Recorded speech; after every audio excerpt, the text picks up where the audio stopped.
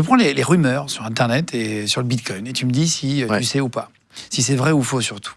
Le Bitcoin est une monnaie qui a été créée pour faire des transactions illégales et blanchir de l'argent. C'est un truc qui arrive quand on a des discussions sur le Bitcoin. On entend blanchiment, là. Ça, c'est le truc favori des médias, enfin de certains médias. Faux.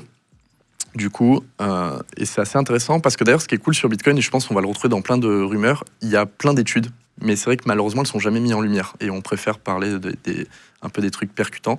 Donc non, ça ne me permet pas de financer des activités illicites ou de blanchir de l'argent.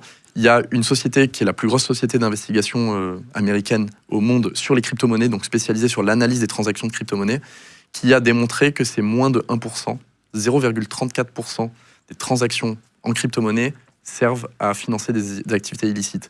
Ça représente, donc ça c'est en valeur relative, en valeur absolue, ça représente 24 milliards de dollars. On va comparer ça, mais c'est ça qui est intéressant, comparer ça avec l'argent classique.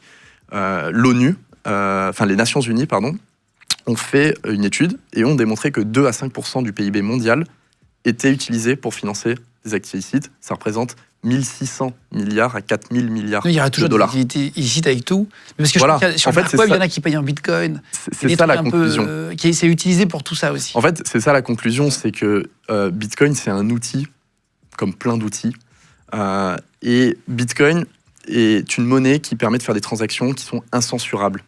Donc, par définition, en répondant à ce besoin, ça va fonctionner pour des gens qui ont besoin de faire des transactions dans le monde entier et une minorité d'acteurs malveillants. En fait, comme ça fonctionne pour tout le monde, ça fonctionne aussi pour les criminels. Exactement. Et juste pour terminer là-dessus, c'est un outil où les moyens... Enfin, il y a plein de façons de faire des crimes, les moyens de transport, le cash, etc. Et un crime, c'est un crime. L'utilisation de l'outil ne fait pas de l'outil un crime, tu vois. Donc, c'est ça qu'il faut retenir. Tu vas nous montrer les clés USB sur lesquelles on stocke. On va en parler après dans un instant. Juste avant, on finit. Emmanuel Macron investit depuis 2009 dans le Bitcoin. On voit des trucs, il paraît qu'il achèterait du Bitcoin. Est-ce que c'est vrai ou pas? Bah, en tout cas, pas à ma connaissance. C'est faux.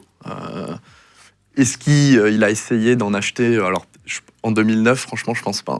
J'avais jamais entendu cette rumeur. Mais est-ce qu'il en a peut-être déjà acheté? Peut-être. Mais franchement, je pense. Il y a des gros patrons, Tim Cook de chez Apple. Ça, par contre, il y en a qui l'ont annoncé officiellement. Tim Cook, Elon Musk, Michael Saylor, qui est le PDG de MicroStrategy, l'entreprise dont je parlais. Le cofondateur de Twitter, Jack Dorsey.